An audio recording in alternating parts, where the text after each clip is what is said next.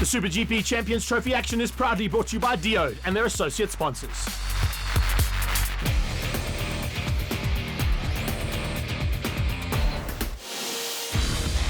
It's round 3 and we head to Zwartkops, the arena of motorsport just outside Pretoria, for race day action. Well, it's certainly a bit nippier than what we expected here at round 3 of the SuperGP Champions Trophy. Rob, you've been busy in the meantime, but you've been taking people around Zwartkops and giving them an indication of what these bikes can do. It was a little bit warmer than it is today, and the practice and qualifying yesterday as well. So the weather's going to throw a couple of little rabbits in the hat there, and the guys are going to have to be very careful. But we've seen some incredible times from all the classes. So once again, it's world-class racing here at SuperGP.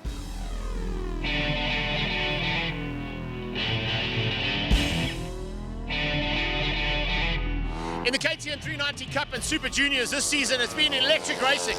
And some of the best stuff has come out of our juniors. They really have put on the best racing we've seen in a long, long time. With the number 1 plate up for grabs as we saw in round 1 and round 2, things certainly seem to be heating up. And Brandon Staffen is going to have to watch his back because the rest of these guys are starting to come through and they mean business. It's really competitive, and the guys, it's going to be a tough race. It's a very different track from where Cape Town is, and looking to do well in the 2 races. We've got the RC390 Cup competing at Zwartkops at round 3 of the SuperGP Championship. It's an initiative by a collaboration between KTM and SuperGP, where we've got it's a one-make series. So all the guys are on exactly the same bikes. We've got the juniors racing in one class, and we've got the senior guys, myself, all the guys racing in the second class. It's just a whole bunch of fun, same bikes, and it's just all about the riding. In qualifying, Aiden Liebenberg was the class of the field, putting it on pole position ahead of Brandon Staffen and Cameron Hackett there in 3rd. Dominic Doyle, Jared Schultz from Cape Town and Tyrese Robert make up the 3rd row, with Chase Hulcher, Luca Coccioni and Gareth Gellick at the back. The revs are up, the clutches are in and out they go. A good start from Aiden Liebenberg. Not a bad start from CJ Hackett as well. He's going to go on the inside, but it looks like Brandon Staffen, as they head into turn 1, gets the whole shot. CJ Hackett climbs into 2nd position there. So Aiden Liebenberg, our pole position man, is down there in 3rd place, but already making the move on Hackett and up into 2nd place. Yeah, what a move it was as well. Just bombed him down the inside, but unfortunately ran wide. I kind of thought that might happen, and CJ was able to come back in it. But look at that, side by side and elbow to elbow as they go through turn 3. Incredible stuff out of those 2 riders. But Staffen has got the drop and is now already opening 2-3 bike lengths. Oh, CJ comes alongside him, has a look as they go across the line, and as they go down into turn number 1, absolutely flat out stuff. With these bikes, particularly yesterday, I don't know if you were watching, Rob. Yeah. I know we were watching when Zen was riding, but these guys hardly roll off at all for turn 1. It's amazing. They're just flat pins, and Liebenberg's made the move again, but runs wide again, and not much heat out on the track offline. So CJ Hackett on the inside again, and look at this handlebar bashing already. It's the first race of the day. Yeah, we've only done 1 lap of it as well. Nothing wrong with that. That's exactly what Dio SuperGP Champions Trophy is all about. Up the top of the hill, heads up as we see Dominic Doyle starting to put a bit of pressure on. And incredibly, not what I expected. I expected Tyrese Robert to be there. It's not Tyrese, it's actually Jared Schultz, the other Cape Town man. That's pretty tasty stuff coming out of Brandon Staffen, but unfortunately runs wide. Oh, opens up the door, and we've got a change in the lead. 2nd place is now Brandon Staffen. 1st place, Aiden Liebenberg. So Liebenberg's doing a great job there for his Furcore Racing team. And as they come onto the back straight, it is going to be side by side between these 2 down that back straight away. Staffen is going to have to go around the long way, but here comes CJ on the inside. Whoa, here we go, 3 by 3. And look at that, around the outside. That was a brave move by Staffen on the brakes. Turn 4, you can do that there because you've got a lot of room to play with on these RC390s. But Liebenberg at the top of the hill is in the slipstream. I don't think he's going to have it on the brakes. Staffen, as I say that, what does Liebenberg do? Bounces on the inside, and CJ Hackett, unfortunately, running a little bit wide, so he's lost the toe. But out front is Liebenberg at the moment, so Staffen, but CJ Hackett, that's a big mistake from him because losing that toe on these RC390s around this track is oh so crucial. Out front, it is still Aiden Liebenberg at 12.8, but look at that. Brandon Staffen responds at 12.7, and look at this. He's on the inside going into turn 4 on the brakes. Will he do it? He does it this time. That's what he needs to do. He needs to disrupt Aiden Liebenberg's race, and this is exactly what he needs to do. Get out front and make Liebenberg work for this win. Yeah, just interrupt the rhythm he was getting into. That's exactly the point I was about to make. They're starting to get into that rhythm now, and that's why Liebenberg was pulling a little bit of a margin. Now it's changed up. Staffen said, no, I'm not going to let you have this all your own way. I'm going to throw a wheel in. I'm going to make sure that you're looking behind you at every single opportunity to see that I'm actually still in this hunt. So here they go, onto that back straightaway now. Absolutely everything she's got. Staffen actually got much better drive, but as I say that, Liebenberg comes back in. So it seems like the late apex out of turn 2 is a great place to be, and that's why, because you can get to the lead through turn 4. It just shows you how crucial the drive is out of turn 2, because Liebenberg got the drive and he carried it all the way up straight, got in the slipstream, and look at this now. That Brandon Staffen has squared the turn up. Liebenberg ran a little bit wide. That allowed Staffen on the inside, and we have another lead change. So far in this race, the lead must have changed about 15, 20 times. Exactly 7 rand in my pocket. Okay. I'm going to put 7 rand down that Liebenberg is going to do it either at the top of the hill, which he's doing right now. There's my 7 rand. Well what played. a great bet. 7 rand has just been doubled, but Staffen squares it up and he's back on the inside. So Liebenberg, he can do it on the brakes, but he's running wide. So he's going to have to think about that. Maybe that was a dress rehearsal for into the final lap, which we're going on to right now. Yeah, we've got 1 corner and 1 lap to go as they come down into the final turn. Yeah, Zwartkops hard on the brakes. Pitch it onto the left-hand side, carry that corner speed as much as possible. Staffen, I can't believe how he just rolls it on almost instantaneously. Doesn't even have to worry about standing the bike up. He's already rolling it up while it's still banked in there. And he's hanging on now for 1 more lap. Can he keep it all together and keep out Aiden Liebenberg? And remember, there's no traction control, wheelie control, launch control, nothing on these little bikes. It's all about those riders out there doing the throttle. So when you see Brandon Staffen giving it a handful, mistake from there we go. That's enough. He's lost the drive, but he can still gain a little bit here. We've seen turn 4, he carries an immense amount of speed, but he's really going to have to pull his finger out now because he's got 3 or 4 bike lengths to make up with Staffen. Checkered flag is standing by, and it's going to be race number 1 victory to Brandon Staffen as he comes down onto the braking markers for the final time. Brandon Staffen doing it to perfection. Aiden Liebenberg, the mistake in turn 2 has cost him, and he would have possibly had a chance of taking the victory, but he's now going to have to set off a second. He sits up over the line. He knows he made the mistake, and he knows just how vital that mistake is. Brandon Staffen, your championship leader, takes another full set of points out of this race. There we go. CJ Hackett picks up 3rd. And Jared Schultz, we've got to be a contender for Motor Rider of the Day in 4th place. Just ahead of Dominic Doyle. He won't be too happy with that. We're going to have to wait and see who gets the better in 6th position of Tyrese Robert and Luca Coccioni. It looks like it's going to be Tyrese Robert, just followed by Luca Coccioni and Chase Holscher just further behind him. Actually putting his fastest lap of the race on the previous lap, a 15.2. So definitely getting a little bit more out of that KTM RC390 in the later stages, but still some work to do there for the likes of Tyrese Robert, Coccioni and Chase Holscher. But down in the Park Ferme, Brandon Staffen gets a hug from his dad. Here it is, folks, your first podium of the day. Let's give him a big round of applause.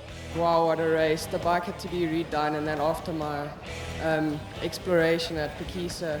But I just want to say thanks to everyone, and this one was for Anthony Shelley. Oh, Staffen trying to go on the curb on the inside, but look at CJ Hackett. He's in the slipstream now. He's going to pull out. He's going to try and make the move on the brakes. I don't think he's going to make it happen. Liebenberg's very late on the brakes. Staffen right up there. So this is exactly what CJ Hackett wanted. He wants to be in the slipstream of the top 3, and he wants to go for that win. Yeah, you probably didn't hear in the commentary a little bit earlier on, standing down there getting the lunch. CJ Hackett actually picked up a clutch problem. The clutch broke completely. Look at Staffen on the inside of both. Inside, bangs it up and gets through on both of them. Forces Liebenberg wide. Can he come back at him? Liebenberg comes around the outside into turn 6, out of the D-Oat section, and just keeps Staffen out. But Staffen had a big look there and forced both CJ and Liebenberg wide. Nearly got from 3rd to 1st.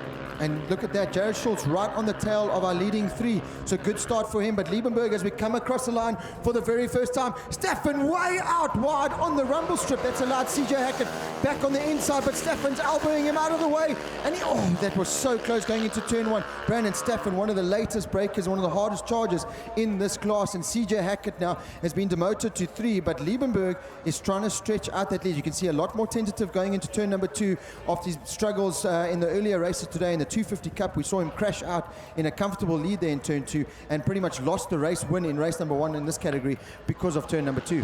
Yeah, it looks like it's going to be almost a 4-way battle. Jared Schultz can just bridge that gap, and he's not too far off it. Staffen on the inside. Oh, he comes back at him. Look at this. 3 by 3, they go through turn 4. Absolutely side by side, now heading to the top of the hill. Look out for CJ Hackett. He got the best drive. Can he get him on the brakes?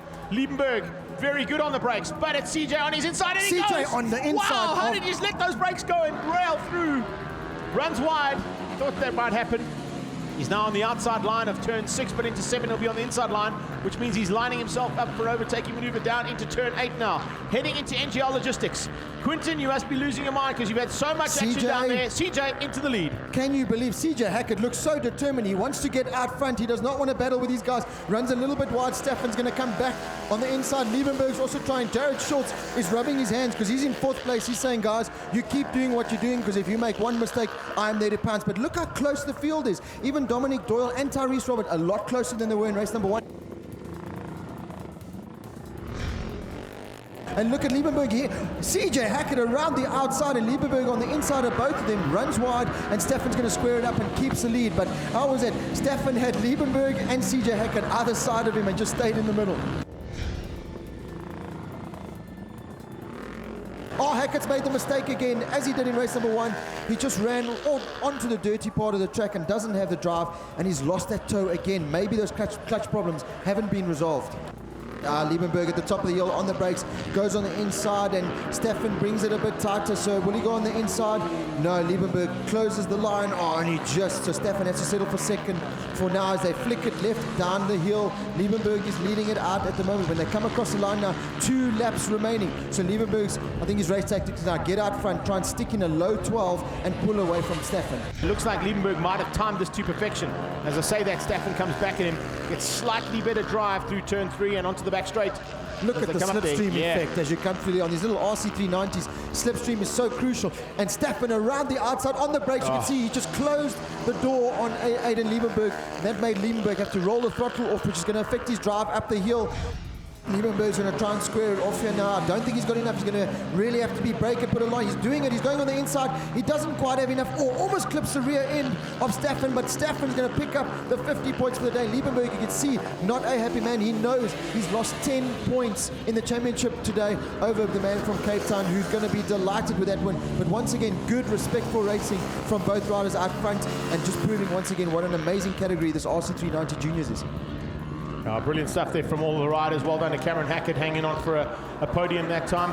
Jared Schultz coming through for 4th place and looking pretty tasty as we head to the podium. I'm going to shoot down there now. Dominic Doyle just behind him, and Tyrese Robert in 6th place.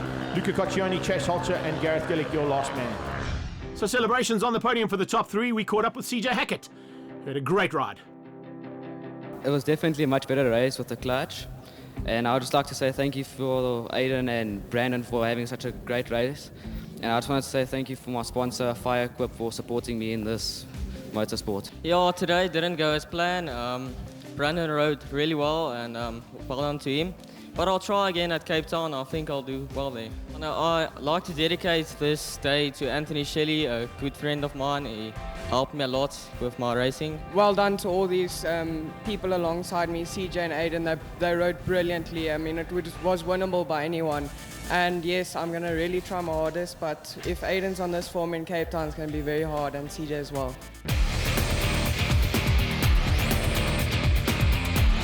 Incredibly, after a crash in one of the sessions yesterday, Adolf Bosov was still able to put this bike on pole position. It's been a 2-horse race between the 2 Yamahas at the front end of the Super 600s, and I think more of the same is expected here at round 3. But there's a couple of wild cards to be thrown in, one of them being Blaze Baker on the Suzuki, but keep an eye out on a young man coming through on the Triumph as well. Byron Bester, stepping up from 250s up into the 600 class, could also throw a cat amongst the pigeons. Final preparations now, and guys, just getting a couple of autographs in quickly. We caught up with Dylan Barnard to find out how his plans are for the day. I quite like the track actually. It's a short track, but it's quite fun. Nice, fast corners, 2 lefts. I think it's the only track that only has 2 lefts, except for Cape Town. But yeah, it's quite fun. So qualifying yesterday afternoon went very well. I managed to qualify 4th.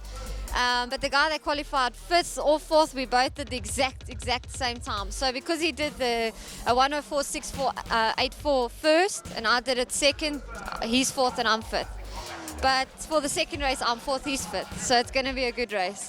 Currently tie with Adolf Bosov in the championship, so looking to extend it. But you know, we're not here to compete, we're just using this as testing, so let's see how it goes. Qualifying went good. First 2 laps got held up with traffic, and then the 3rd lap went the way I wanted to, and picked off P1, and yeah, we'll see how the race goes today. Hopefully I have close racing and the spectators enjoy it, so let's see what happens. Well, in qualifying at the top, the two boys expected to be there. Adolf Boshoff on pole with Stephen Odendaal right there with him. And incredibly, Blaze Baker on the Suzuki up in third place. Dylan Barnard, what a great run from him in fourth ahead of Nicole van Arsvegen on the Triumph. And Byron Bester steps up. 5-second board, lights are on and we go. Thank you very much. Boshoff. Oh, Boshoff has got a better start and he's going into turn one. Can he outgun him?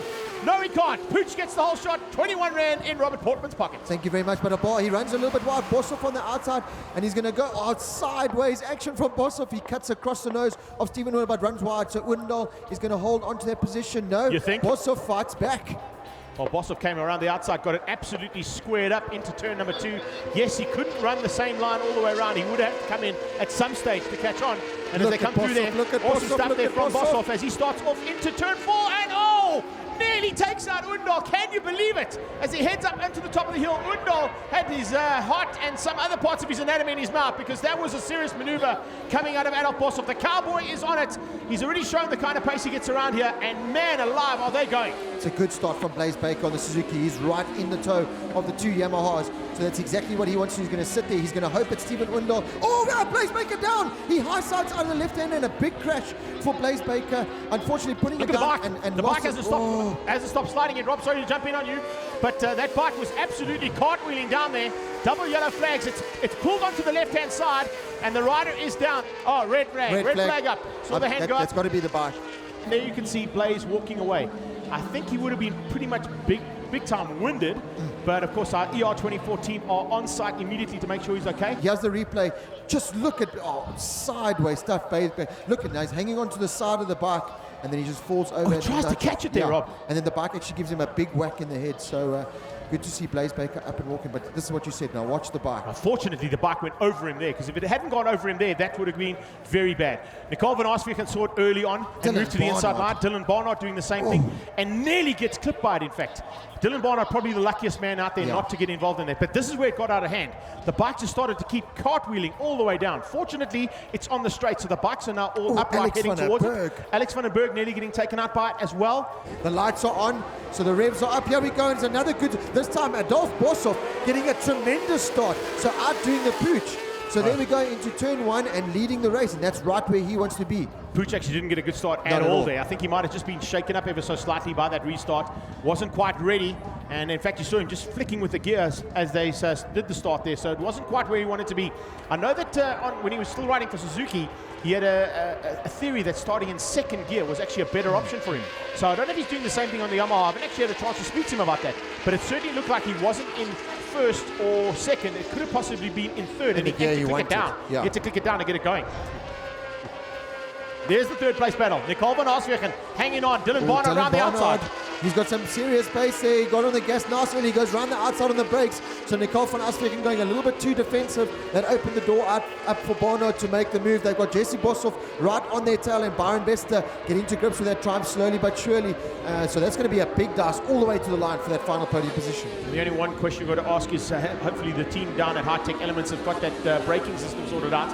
Byron was battling a little bit with the brakes yesterday, and if that's the case, it's going to be crucial, because there's a lot of braking points on the circuit. With 9 laps to go as the leaders cross the line, we've got to change up in the front.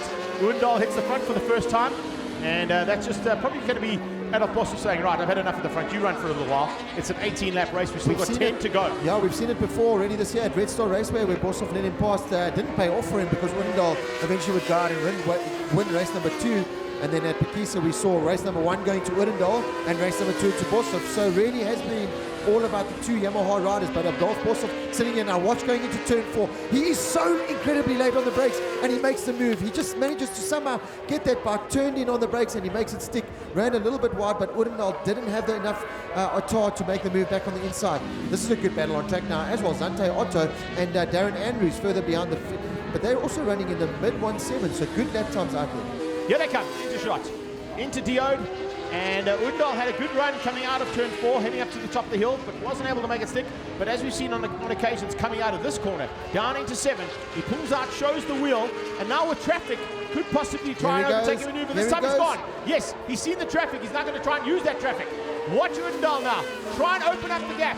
He's dropped the hammer down big time now, and he's going to try and use those two back markers, both Darren Andrews and of course Zante Otto. If he can get through on them and put them between himself and Boshoff, it could be a great maneuver here. Yeah, with 4 laps remaining, Stephen Windal obviously thinks he's got the pace to maybe pull away. And like you said, use those back markers to his advantage. They're going to come on the back markers through the fast right-hander. They both go around the outside of Andrews, and they're going to have to get on the, maybe on the inside of Zante. Look at Bosov around the outside. Oh, It's helped him. It definitely helped Windal. Jeez, how did he hang on to that line though, Rob? That was brave. There is no very grip brave. out there whatsoever. There's Bosov on the inside, new leader into turn 2. Bosov goes on the inside, sneaks up and gets through. And it's Windal coming straight back at him. So the battle is on. The gloves are off. Here we go. Windal squares it up. He's on the inside, but I don't think he's got it on the brakes. Oh, he doesn't have so it. close. So close, but Bosov's going to hang on. And Bosov is going to take the win. Cross the line on the back wheel, stand-up wheelie from Bosov and taking the victory there from Windal. Man alive. Top quality stuff there out of our top 2 riders in this country. It's Dylan Barnard. He's got a comfortable 3rd in the end. Nicole van Asveken is going to pick up 4th. Yeah, incredibly, Rob. 4th place for Nicole van Asveken. Dylan Barnard on the podium, though. That's incredible stuff. Bosov and Windal at the front, and 1 for 1 again. Possibly going to go 1 for 1 in the second heat as well. So Bosov at the top for this time. Can Windal do anything about it in the second heat? It's going to be interesting stuff, that's for sure. This weekend was difficult, practice was difficult, qualifying was good, and then race 1 was good as well. 3rd place was it's just amazing. We tried a strategy. We went out with old tires, so he had a new set of tires. So let's see what happens in race 2. Pretty happy with the bike. I think we need to work a bit on some top-end speed. Just a big shout out to the team, the Nicest Racing team, for everything. New Life for giving me the power for what I'm doing. Everyone, Portable Shade, just a big shout out, guys. And without you guys, this season wouldn't be happening for me. Thank you so much. Rivers Foundation on a daily basis prepares meals for school kids. On a weekly basis, that translates to 32 meals for school kids. Over and above that, we are also feeding the gogos in the township. And the reason we're feeding the gogos is because the food doesn't go only to the gogos, but it also goes to the children that are being looked by the kids. So it's translate down like it's a gift that keeps on giving. Give to the gogos, and the gogos are looking after those kids. And these are vulnerable children. Most of the parents have passed on, or are sick, or are unemployed. So we put these in beautiful buckets with millie meal and other goodies, and we bless these gogos. Lights about to go on as they go off. Oh, it's Pooch. Pooch with a start of note. Blasts up the inside and gets the whole shot down into turn 1 on his tail. Bosov and Nicole van Asveken into 3rd. Who's 4th? If it's Byron Bester, you're going to give me that 21 Rand. I will never give you my 21 Rand, but it is Stephen Windal out front. Bosov follows him through. Nicole van Asveken up into 3rd position, but it's got Dylan Barnard right on her tail. And Byron Bester didn't get the greatest launch, but it looks like he has fought his way through turn 1 and turn 2 there. But it's Pooch out front and Adolf Bosov right on his tail. And Nicole van Asveken, what can we say? And a good start there for Jesse Bosov. Kieran Snyman trying to go on the inside of turn number 4, doesn't make it stick. And Dylan Barnard now launching a challenge on Nicole van Asveken for that 3rd position. Here comes Barnard for 3rd place, up into the final turn. Barnard on the inside. Oh, Nicole van Asveken has to sit it up. She loses a little bit of ground and right into the clutches of Jesse Bosov and Kieran Snyman. Adolf Bosov on the slightly used tires. He knows he's got to get out front, but Urendal gets the drive and sticks it on the inside of turn number 4 and makes the move. But Bosov gets off the brakes and onto the gas. He knows he's got to get Stephen Windal. On the new tires, Urendal is a big threat. So Bosov's going to try and disrupt his race at the top of the hill, on the brakes, on the inside. Oh, sticks a knee into the fairing of Stephen Urendal. Yeah, Rubbies Racing, that's what it's all about up at turn number 5. He's making Bosov work harder than what he needs to here in the opening stages, because that's going to ruin those tires and give the possibility of the victory to Urendal. Here he comes on the inside for turn 2. Yeah, and backs it in. Never mind, overtakes. Backs it in, forces the cowboy wide. Yeah, Urendal up into 1st now. With the new tires, he wants to put in. If he can put in some low 1 minute 2 lap times with a fresh rubber, which we know he can, in qualifying he did it, he will pull away from Bosov. Bosov is running in the low 3s, but I don't think he's got the pace to run 2s. Bosov with a big moment in turn 1. Moment into turn 1 there. He also got caught napping, I think, on one of the back markers coming up on the back end there of Andrews. Oh, Darren Andrews just trying to stay out of the way and avoid going into the back of the leader. That is the race done right there. Boshoff's mistake, his inability to get past the back marker in time, has now given Stephen Oendal enough breathing room to get him probably through these 6 laps unhindered. They come onto the front straight for 4 laps remaining. But one thing I can say, Nicole van Aswerken is not the easiest rider to pass.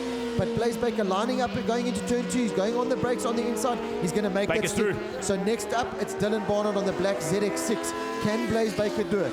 We go to the top of the hill where Stephen Oendal is coming through now. He's going to pick up the first race win of the day. He got 20 points in race number 1, and he's going to get 25 points in race number 2. He's going to go level on points now with Adolf Boshoff in the championship. Boshoff will come across the line now in second position. He did everything he could. But unfortunately it wasn't enough. Yes, Adolf Boshoff second place this time. Oendal back on top. So that's 1 for 1 for every single round of this championship so far. Barnard in third and Blaise Baker in 4th place on the Suzuki, just ahead of Nicole van Aswerken.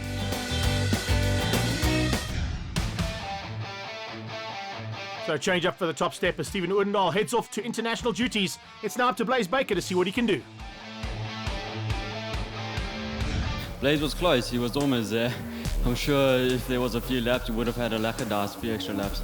The second race didn't go as planned. I was behind him and going into the first corner, I had a huge high side. I don't know how I saved that, and then back markers also held me up.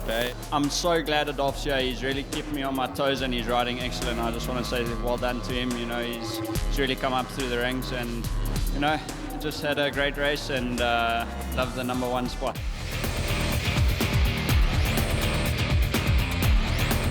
I'm standing here with the MTech Nashua Yamaha of Matthew Scholz, the man who's put it on pole position for the Super GP category. The last time we saw a 101 dead lap time at this racetrack was back in 2009 from a certain Mr. Clinton Seller. He's the biggest rival to Matthew Scholz here this weekend. The Yamahas are once again the bikes to beat. And the championship, Matthew Scholz has got the upper hand at the moment, but Seller, after his 2 DNFs at the first round at Red Star, is coming fast. Everybody in this class is getting faster and faster, particularly the man from Consortium Shipping, Michael White. Qualifying was good for us. We're second time only at this track, so we didn't really expect much, but we actually got a 4th place position, so we're very happy and can't wait. Zwartkops Raceway is my home circuit. I stay 10 minutes away in Centurion. Unfortunately, it's a bit small for a superbike, but it's a track I've always gone well at and I really enjoy it. Turn 3 is my favorite corner. Fortunately, broke my leg there 2 years ago, but it's flat out in 5th gear, which I really enjoy. Qualifying yesterday went a bit pear-shaped for me. You know, I was pushing, but unfortunately on my second fly lap, I got stuck behind a back marker. But race 1, at least we started in 3rd, and the race 2 in 8th. Incredibly, it's Greg Hildenace up into 3rd place. That is what it's all about in qualifying. But of course, Matthew Scholz and Seller are the men to beat on their Yamahas. Let's see what's going to happen here in race number 1 as Michael White lines up with Lance Isaacs and Brandon Good on the 2nd row, and Dean Foss, AJ Fenter, and Darren Upton on the 3rd. The red lights will be coming on as the 5-second board. Launch control activated. Here we go. 25 motorcycles about to hit the front end. What a start from Seller. Seller has got the drop and disappeared at the front end. Pole shots into turn 1. Scholz is on his tail. Right on that exhaust pipe as they pitch it through turn 1. Michael White looks like he's up into 3rd place there as they come under braking. And now under braking. Whoa, it is extremely close. Round the outside, one of the Kawasaki's getting a little bit wide. Greg Hildenace not quite right into turn 2. Not where he wants to be. But as they come onto the back straight, it is Matthew Scholz who has now returned the favour there on Kinsella. There we go, Seller at turn 4 on the brakes. No Scholz, he manages to hold out. Who is that? It's AJ Fenter up into 3rd position. Greg Hildenace, the dark horse, he's got a terrible start. He's down in about 6th position at the moment, so a lot of work to do there for the Kawasaki man at the top of the hill. Seller's going to try and make the move. Yep, on the inside of Matty Scholz, forces the other Yamaha man wide, and AJ Fender with Dean Foss right on his tail. So great start there for the 2 riders. Ryan van Aswerken unfortunately down at turn 7, so they didn't all get through turn 7 unfortunately there. You can see the yellow flags. Yeah, yellow flags coming into turn 7. The rider is down in turn number 7 there. That's bike number 33. It's a bright orange and black Kawasaki. The ER24 guys just helping Ryan van Aswerken. You can see he's okay. He's moving around and parked up against the tyres, but the bike is down and he is out. AJ Fenter on screen. What an incredible job. first time out. If he can go out and pick up a podium finish, first time out on that Hygiena Yamaha, they will be ecstatic. Write it down. Write it down. Write it down, Rob. Just picking up on who that is. Damien Purificati. Yeah, Damien Purificati going down there. So both of the gem riders, unfortunately, out of this one. Damien Purificati running down in turn 2, Pirelli corner today. And if he can pick it up, he might be able to get it going again. But Purificati, unfortunately, just running too hot down into turn 2. This is where Caldenace is so fast. He's got the drive. He's going to go on the inside of AJ Fenty. He does it up into turn number 4 and into 3rd position for Greg Caldenace. Caldenace moving up nicely there, gets ahead of Alan John Fenter. So a change up there for 4 and 5 as we go up to the top of the hill. Alan John Fenter coming back at him. He's got him wow, back. Incredible. The traffic helped him out there a little bit, and Fenter was able to hang on to that 3rd spot. He's not going to give this up Look easily. at Michael White now involved. So there are 3 riders riding for this 3rd place in the podium. This is what Super GP is all about. This is what we've been waiting for a long, long time. Yamaha versus 2 Kawasaki's for the final step of the podium. And this is where we're going to go to as we've got 2 laps to go. Turn 3, flat out. This is where Caldenace definitely has a little bit of an edge and speed over AJ Fenter. But Fenter doing an amazing job. He's pulled the pin now on the final lap. And he's going to try. No, Henrik de Bruin blocks AJ Fenter. That's going to allow Greg Caldenace to get the momentum. And he's got the speed going up the hill. Will Caldenace make the move at the top of the hill? Going through the back markers is going to be... Fenter makes the move. Caldenace makes the move. Michael White gets stuck behind the back markers. So that's Michael White's race over. Caldenace squares it up. He can't get on the inside. Oh, Dominic Nicholas he's holding AJ Fenter up. Going to go through the left. Fenter's on the inside. Have to cut to the leader, unfortunately, Rob. Across the line comes Clinton Seller. He's taken the win, but we're back to the battle. Here they come down into the final corner. Alan John Fenter with traffic in the way. Can he get through? No. Caldenace is going to go to the line. Fenter hangs on. Fenter hangs on only just. Can you believe that? A podium in his first time of asking. What an awesome dice there. Matthew Scholz for 2nd place. Sorry to jump in on you there, but we had to go to Seller for the line. Scholz for 2nd. Alan John Fenter for 3rd. Yamaha's 1, 2, and 3. Caldenace, incredibly, 1/10 of a second behind. Michael White, 100th of a second behind Fenter. Oh man, you don't get better than that. That is Super GP at its finest. Greg, I'm going to my car. I'm getting my letters. It's time to get racing, baby. Racing. This is South African motorcycle racing at its best. And the top 3 in South African motorcycle racing at the moment are those 3 boys. All of them on Yamahas, incredibly. Let's see if anybody else can spoil their day in the 2nd race. We caught up with AJ to find out how 3rd place feels. This is actually the 4th day I've ridden the bike. It was all about lastminute.com. We've got new sponsors on board, Argenica, we've got Kia, we've got Imperial, we've got a lot of new guys, Auto Armor. The guys of all OE Bearings, they've all helped us. Centurion Yamaha organised us a bike quickly. Ricky Miraz from MTech Racing, he's literally built me a motorbike that I've ridden 3 times. And the minute I got on the bike, it just worked. And every session, we're just improving. So massive, Uncle Rick, thank you very, very much for that. And I started 8th. I knew we were in for a good race. I didn't expect to be 3rd into turn 1. So it was a big enough surprise for me as it was for everyone else. And we've got a lot to change now for the 2nd heat. I think we can catch the front guys eventually. Seller's pace out front was just incredible. I couldn't keep up, and then maybe last 5-6 laps it started hurting. But yeah, hats off to Seller. He rode a really, really quick race, and maybe for the 2nd race we have to change 1 or 2 things and try to come back stronger. Obviously for Anthony Shelley, a huge loss to our series, so I'd like to dedicate that race to him. I think he was a special guy in our grid, and we all miss him. Other than that, I'm proud to be able to put a result together for my hometown.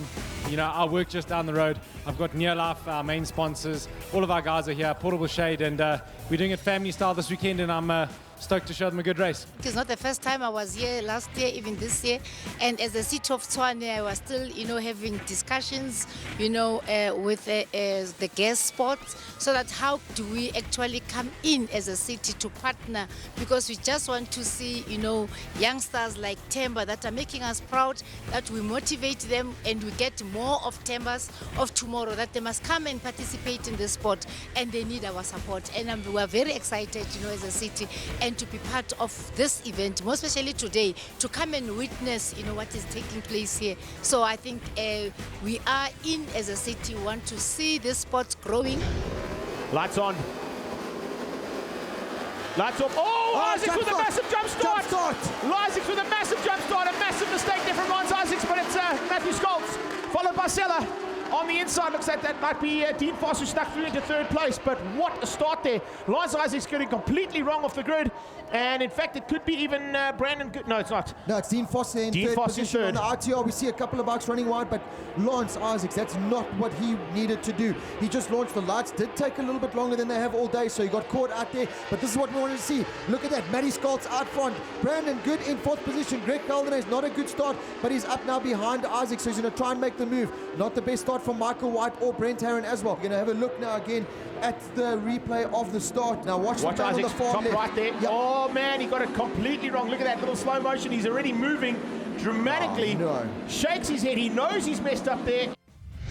Kildenace from Garrick Block. Looking like a tasty maneuver coming out of Michael White again. Didn't quite make it stick. He's got through on Upton. Now he's going to try and find a way through on Brandon Good.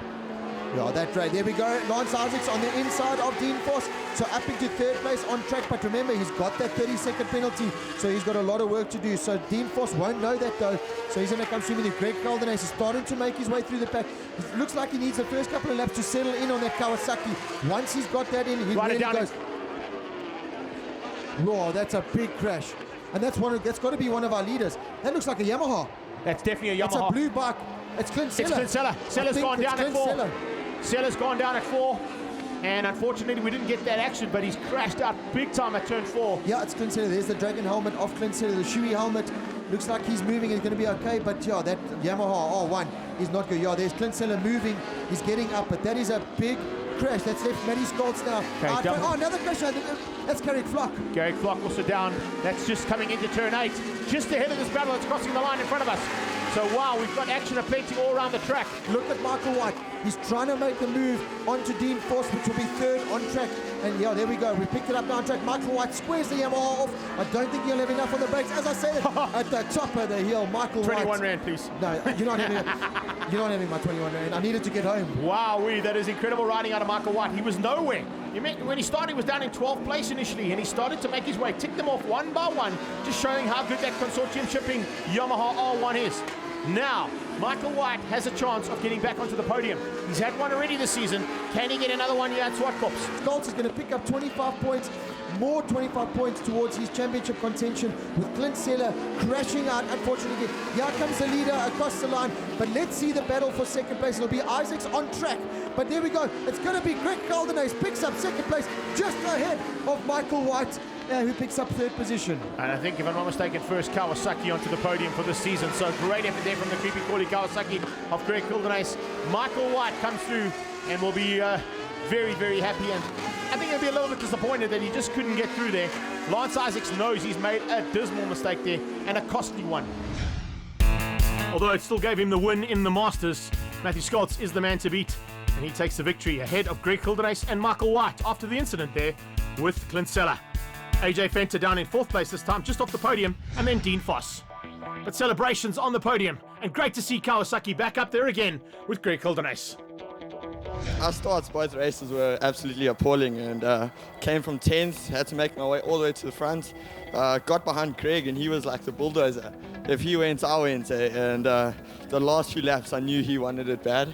So I tried everything, but got stuck behind the back mark and had to run a bit wide, so played catch up the last lap. But well done to Greg, he rode a freaking proper race, and well done to Matthew. We started off with the season with our bike standard, and we built it up, you know. Every round we went to, we've increased the pace, and yeah, luckily today we got on the podium. It's been a long time coming, I'm very stoked, and I'd like to thank everybody who got me here. Unfortunately, still a crash, you know, like you said, you never want to hear things like that, but yeah, I'm lucky we managed to come off with the first, and hopefully we can just carry on from here and keep up with the whole season and just keep the championship lead going. 1 and 3 in the Masters for Lance Isaacs Racing, with Isaacs and Gillison 1 and 3, Hendrik de Bruin in 3rd, and incredibly modal rider of the day, Dylan Barnard. Didn't expect this at all, but it was a great result, and I much appreciate the rider of the day. There was a little bit of confusion on the start line. People were waving and pointing at Matthew's bike on the start line.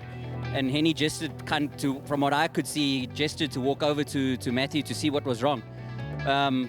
My clutch, I was already in gear and my clutch had already engaged, so I did creep a little bit. But the fact that I was, I think, 4th or 5th coming out of turn 2 is indicative of the fact that I didn't really... Anyway, you know what, it doesn't matter. I rode my ass off. I did my best. I think I was in the low 101s in the second race, which is really indicative of the pace that I should have had in the first heat. We have had a phenomenal day's racing. Bobby Idle, I know that you were impressed with everything that happened out there today, but I didn't even expect exactly what we got today. Top quality stuff and probably the best Super GP round we've ever had. Sure, I mean, the World Superbikes was on today, and I think anyone was watching that. They were watching the racing action, yeah. The lap times were incredible. The racing was incredible throughout all the categories, and I just want more for Cape Town. I cannot wait to get down to Cape Town because there's some very fast Cape Town youngsters that are going to throw their names into the mix. They certainly are. We're going to have to keep an eye on that because there's a couple of wild card riders down there, particularly that can go well. Hayden Jonas being one of them. A man who didn't make it here, of course, Ronald Slammett. So just stand by for more action as we head to the Mother City for round 4 of the DO Super GP Champions Trophy.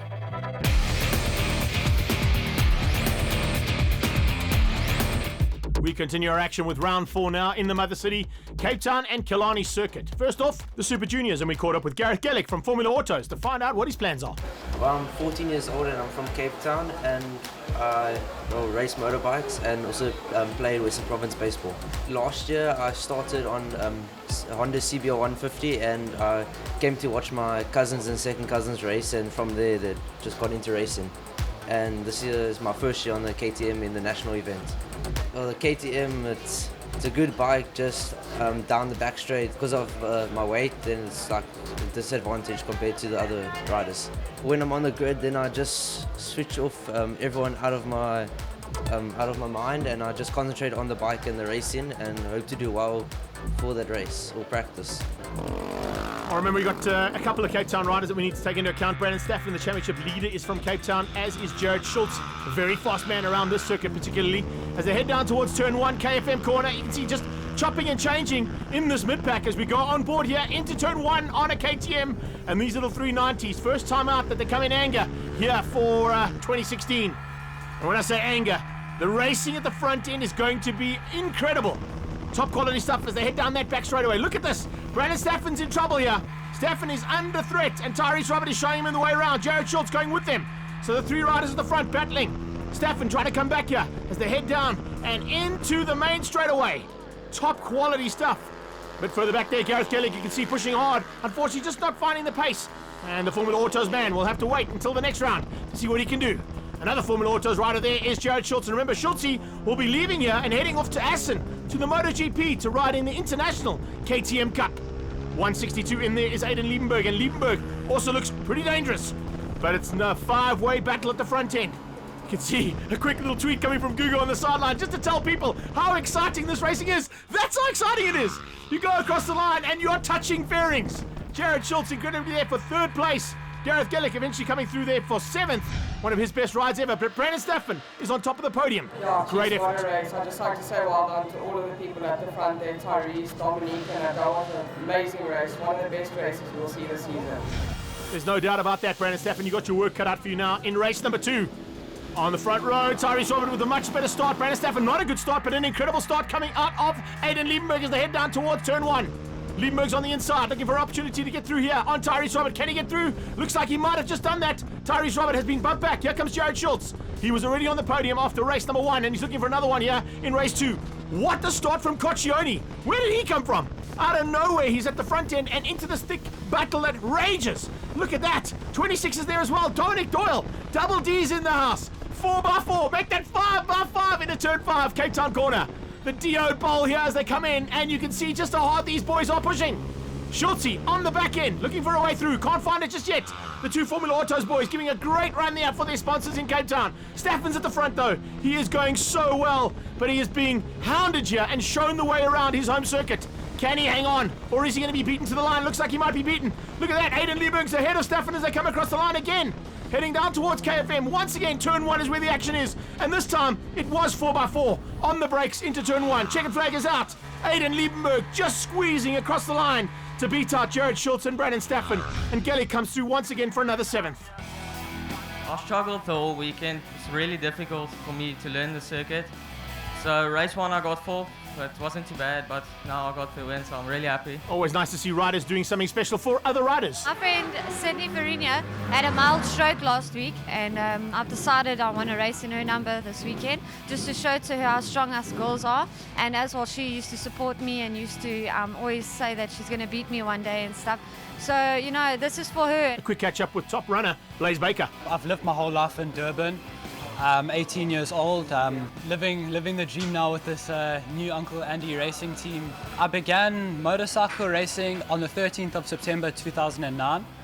Dad used to work for a national racing team, and I used to travel with him all to the away races. I remember 2008, actually here at Killarney, watching Stephen Oudendal, which is one of my rivals today. The team is Uncle Andy Racing, and we've got great mechanics behind us. Dougie Lang, Daryl, Alan, and then obviously Uncle Andy, the big boss, you know, always making sure that I've got the best of the best, and allows me to actually be up there in the front with those two Yamahas. I definitely want to get a couple wins here under my belt in South Africa. After then, of which I want to maybe travel over to Spain and look at Moto2 opportunity in the Spanish Championship.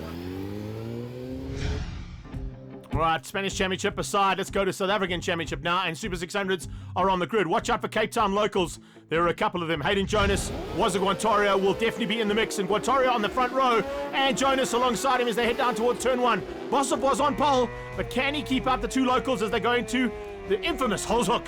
Oh, he slides wide and just manages to hang on. We're on board here, and woohoo! Already being squeezed out is Baker. Baker gets the warning from Hayden Jonas as he sneaks through. Jonas, of course, is on the second Yamaha. That's the one that Stephen Oudendal should have been on, but of course Oudendal is on international duties in the Spanish Moto2 Championship. But further back there you can see battle starting to rage all the way through this pack of incredibly 18 riders in the Super 600 grid. Down towards turn one again. Bosov's getting away, no one's going to catch him. The battle's for second, it's between Guantario, the Mad Max Kawasaki taking on Uncle Andy's Racing Suzuki for the 600 honours, and the flag comes out. Bosov takes the win ahead of Baker and Guantario, but Guantario, being a regional rider, wins the regionals. Alex Vandenberg in third on the podium. I was a little bit disappointed because I knew that from the start I could have stayed with the Dolph, but I sat behind Jonas for a few laps, and then I saw that Adolf had just broken the gap there on Jonas, so I decided to get through, and then I pushed really hard, and by that time Adolf had too much of a gap on me and was eking out 0.2 every lap, and hopefully for race 2, you know, I can get off the blocks really quickly and tuck in right behind Adolf and maybe fight for the first win. Adolf Bosov, known as the Cowboy, Baker on his tail. He's going to do exactly that as they head down towards Holzhoek. 5-second board is up, lights go out and we go racing. A great start from Baker. In fact, Baker might even get the whole shot. Look at that. The Suzuki's off the line like a rocket ship, but oh, Guantario's run his outside on the Mad Max Kawasaki. Will he force him wide? Yes, he does. Blaze Baker whole shots for the first time this season and leads across the line. Incredible stuff coming out of the Suzuki rider as he heads back down towards Holzhoek, up his inside. Eventually, Bosov gets there. Now, he needs to take a double victory here today. He needs 50 points to move away from his arch rival in this championship, who, as we mentioned, is in Spain. So, Stephen Oudendal, I hope you're watching this. He is taking points away from you, hand over fist. It's going to be an incredible end to this season if it carries on this way. Oh, problems for Carl Schultz. ASAP rider is down and unfortunately out of this one. But checkered flag is nearly there, and as it comes out, incredibly, only half a second behind was the Suzuki. They found some impressive maneuvering in that Suzuki. Just a big shout out to Yamaha and Your Life for giving me the power to do this. Anastas Racing Team, Alfie Swanepoel for prepping my bike. Jesus for giving me the power, and yeah, 50 points. This is very good for the championship. Cape Town was good to me. We'll see what happens at Red Star. The team has really put in an absolutely magnificent effort. My bike is an absolute machine, you know. The whole weekend we've been struggling, and to come off with the fastest lap as well is absolutely incredible, and to be fighting up there in the front. I'm 21 this year, from Boksburg, unfortunately, but yeah. I started riding motorbikes at a very young age. My dad got me on at about 2 years old, on that Pee Wee 50. Started on the 50s with Darren and Brad Binder. We enjoyed it in the beginning and then sort of dropped off, but then I missed it too much and came back with a bang. This year we're racing with the Consortium Shipping Yamaha. I must say they've been good to me. Consortium's come on huge. They've helped us out with everything, given us everything we need. They're actually the ones getting us to where we need to be this year, and I can't thank them enough. Obviously my dad's here to be my right-hand man, and my mechanic Steve Cannon.